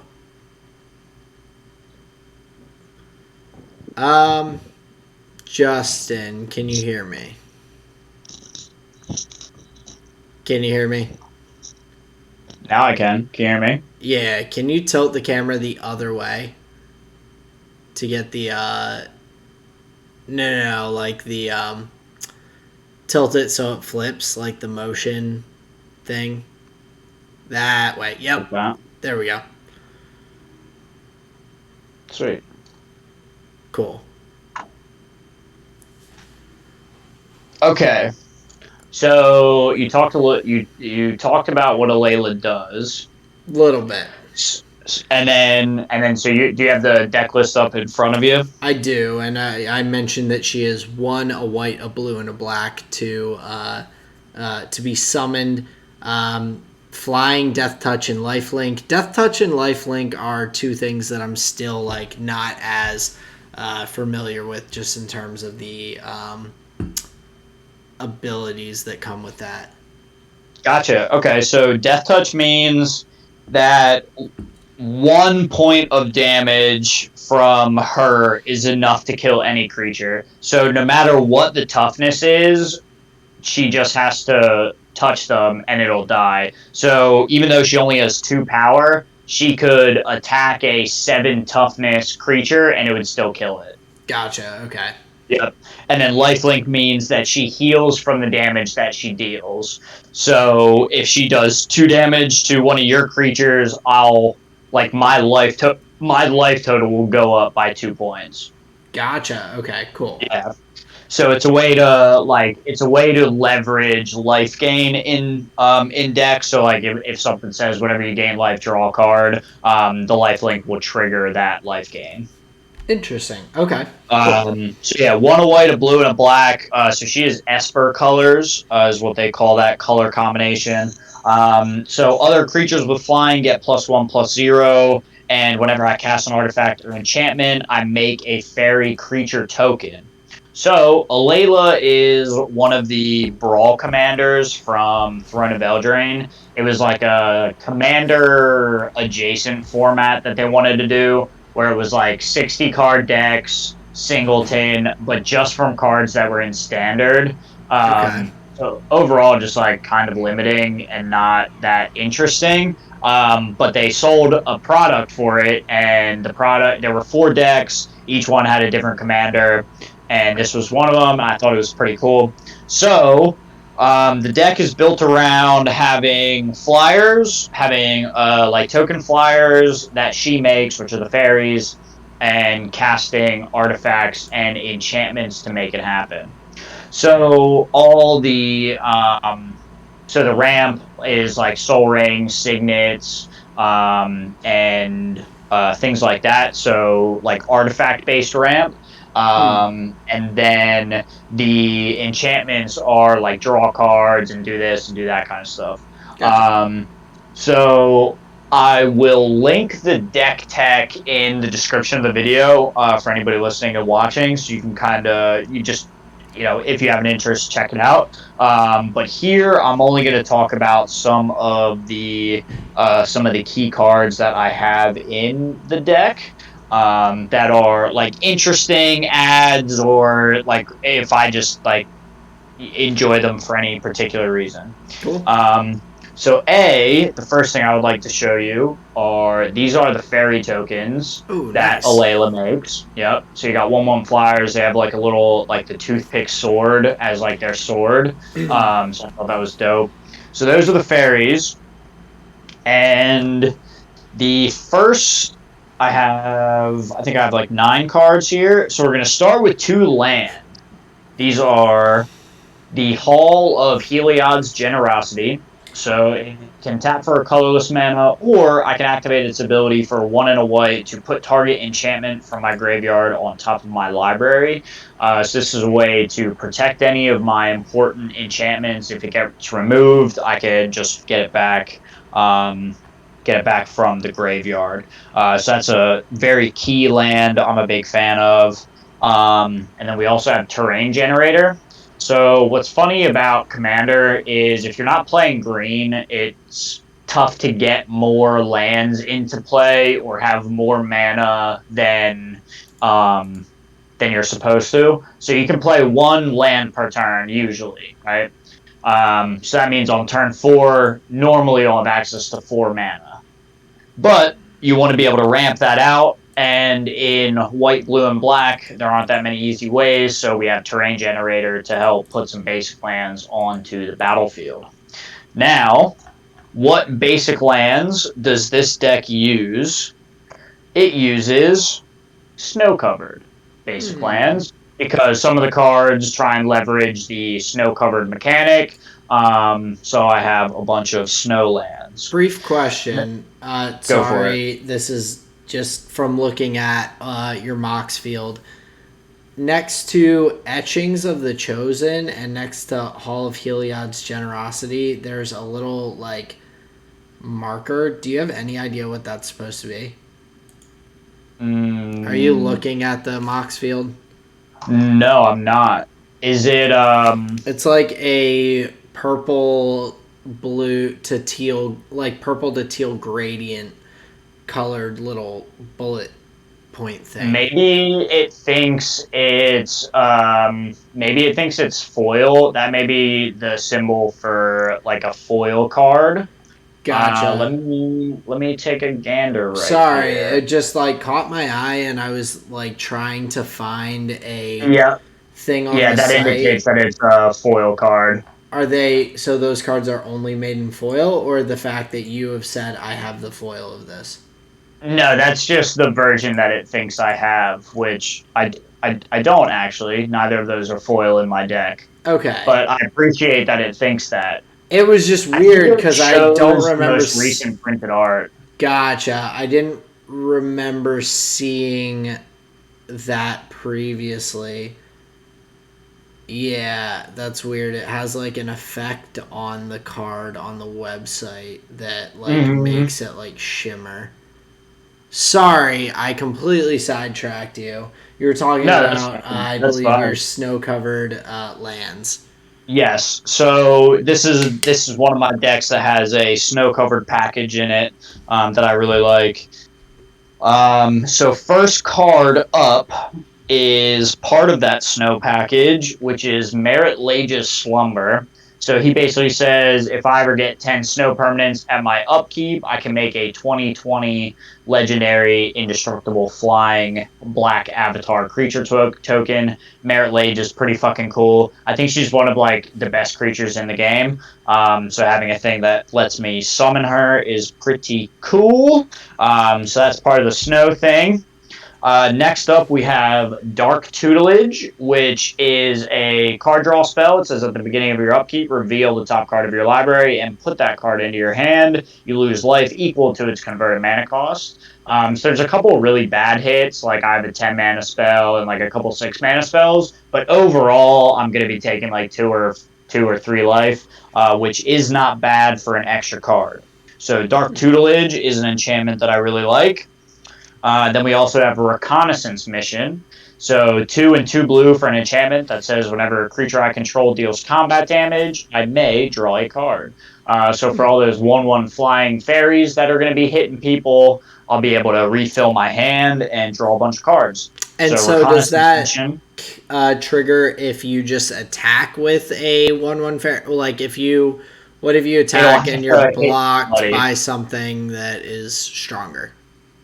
I won't draw a card if it's blocked. I'll have to hit the player itself. Okay. So ideally, I'll be able to connect with like 2 or 3 of them, and then draw a couple cards. Gotcha. Okay, that makes sense. And it'll be easier to connect with those flying creatures when they're all buffed by +1/+1. This says creatures I control with flying get +1/+1. Make them a little less blockable, a little less enticing. Is that favorable wins?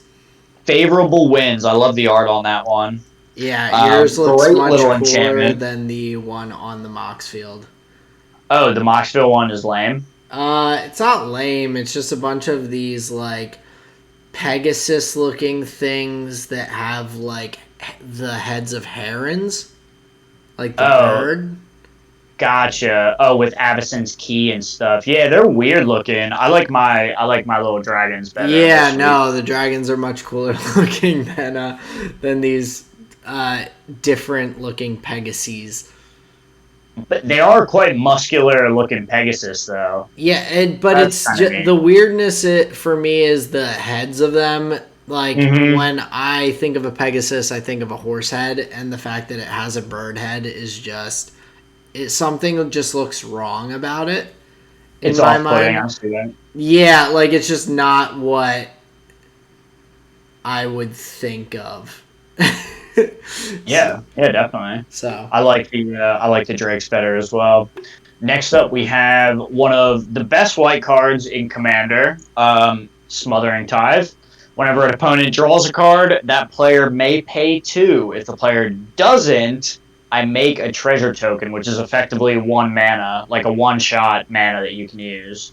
And what happens a lot of times with Smothering Tithe is people say, nope, I'm not going to pay, you can have it. Nope, I'm not going to pay, you can have it. Nope, I'm not going to pay, you can have it. And then in one rotation of the table, you just have 5 more mana than you're supposed to, cast your big thing, usually win the game. So Smothering Tithe is a card that nobody likes to play around against with. What is the other? I'm blanking on the deck we talked about that you have all the treasure tokens for. Ooh, treasure tokens. Burgie makes a lot of treasures. Yes. Yeah. That's it. Like, would that be valuable? Oh no, because that's just a solo red deck. I was trying to think of like. The fact that is a can create that many treasure tokens. Oh, believe me, it is a solid card without any like support. But the fact if no other card in your deck said treasure on it, Smothering Tithe is still amazing. Yeah. Okay. Yeah, it's a lot of extra mana. So Smothering Tithe helps me, like, it's a form of ramp, again, in a white-black-blue deck. Very useful. Now, another weird form of ramp on a creature is the Starfield Mystic. So he reduces enchantment spells cost by 1. So as long as he's out, I get a little bit of a cost reduction on the spells that I'm casting. So I really like him. Can you choose which one it reduces it by. It'll reduce. Oh no, it'll only reduce the colorless. So if it costs a blue or a white mana, I would still have to pay that. But anything that's the little gray color, it'll reduce. Gotcha. Just curious. I didn't know Yep. because like No, that would be that's a nice great if question. you have like you've got something you need a like white, blue, and a black, and you can be like, don't need the white because I don't have that right now, or something. That would be quite efficient. It does not do that. It's still helpful though, of course. So Yeah, definitely.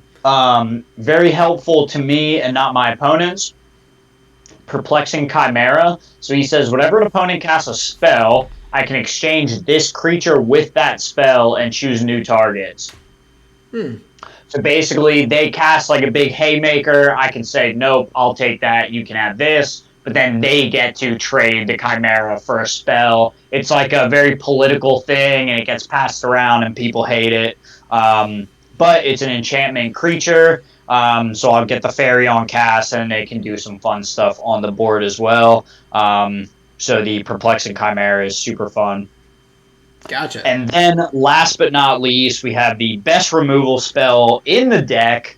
Can pretty much shut off anything. So it makes Enchanted Creature an insect artifact creature with base power and toughness 0/1.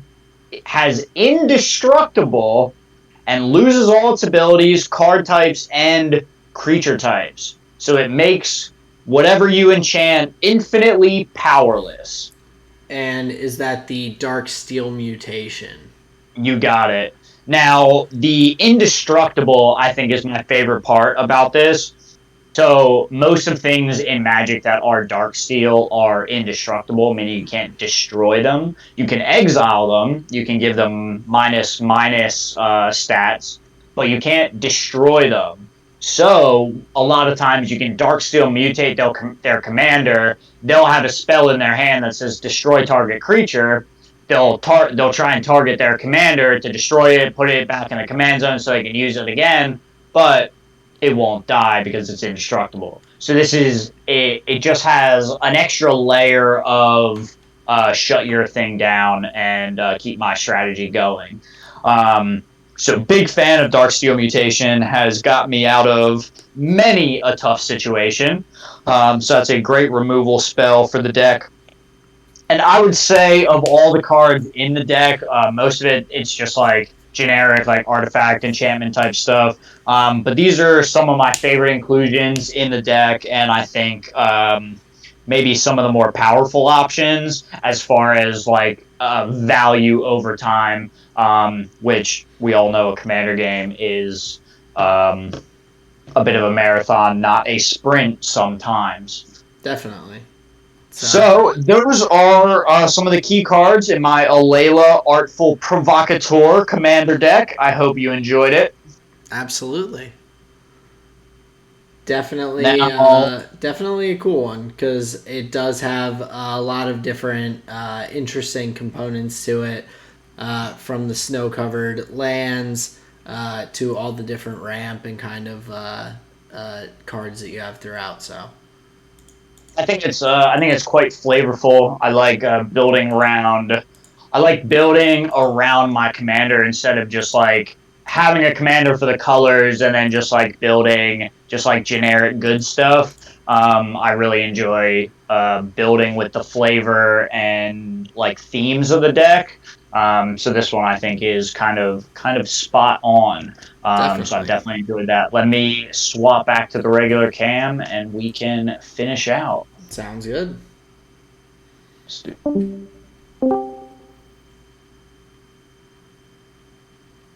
Wow, and we're back. Whoa, look at that transition, everyone.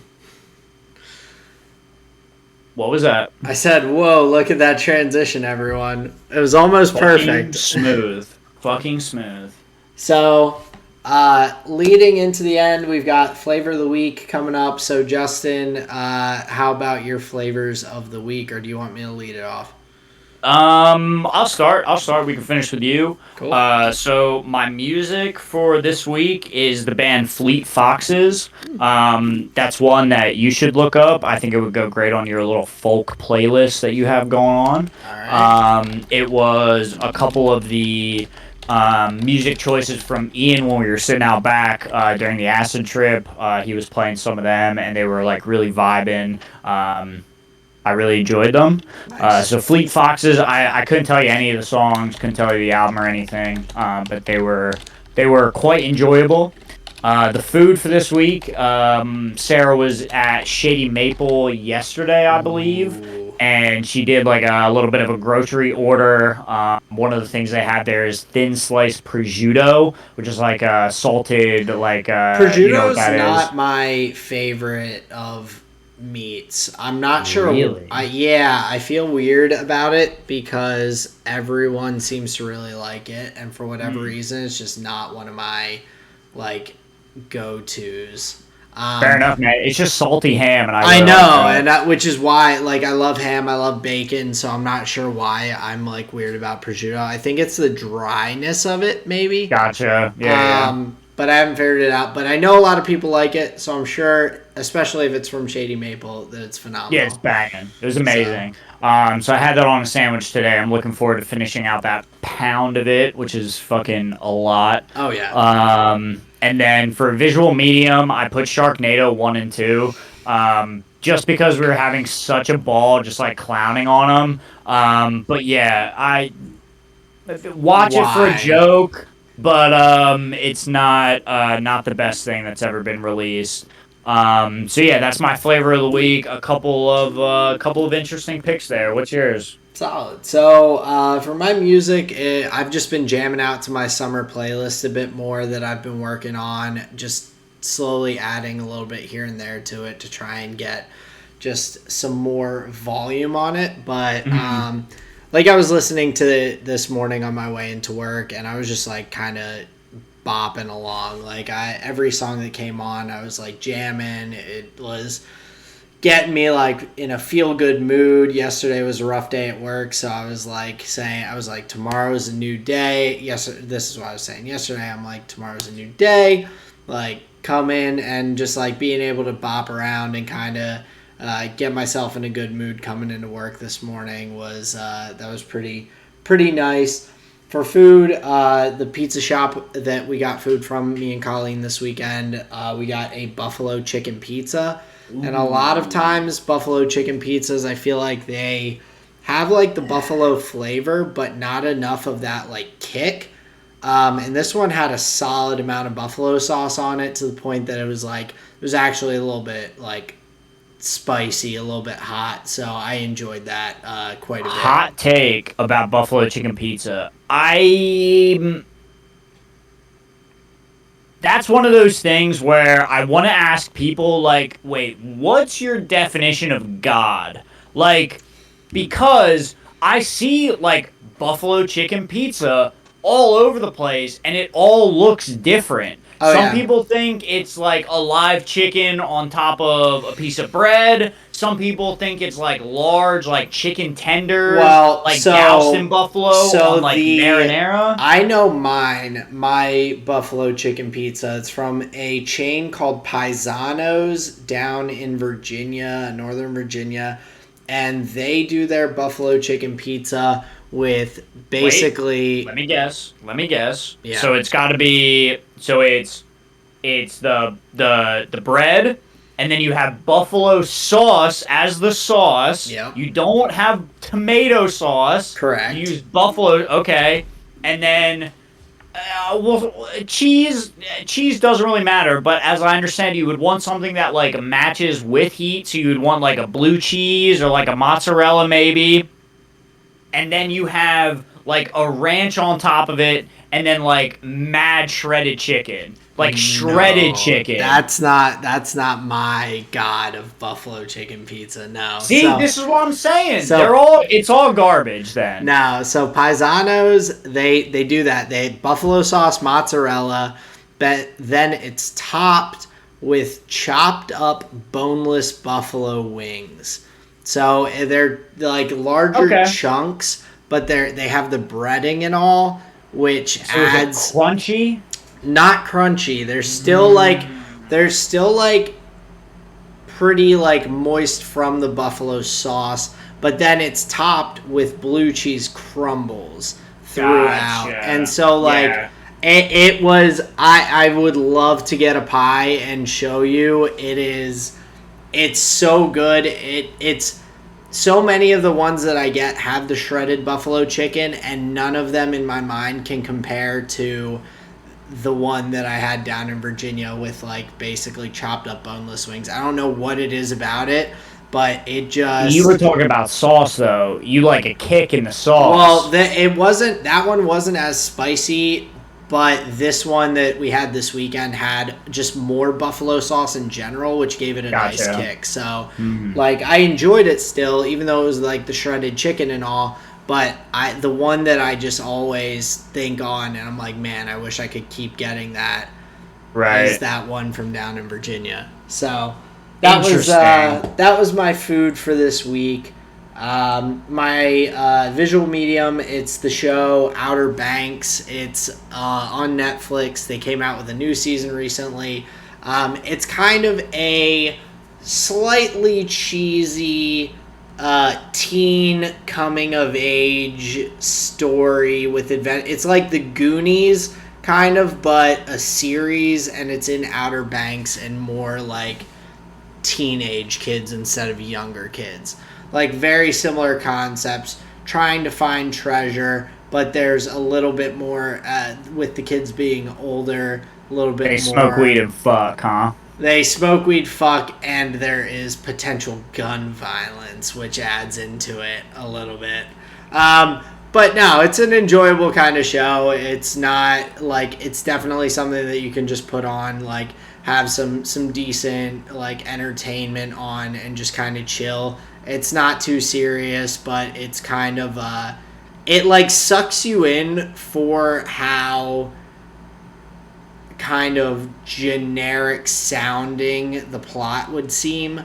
The characters kind of and the storylines kind of like pull you in. They tug at some different emotions depending on the character, and so it's a pretty enjoyable show.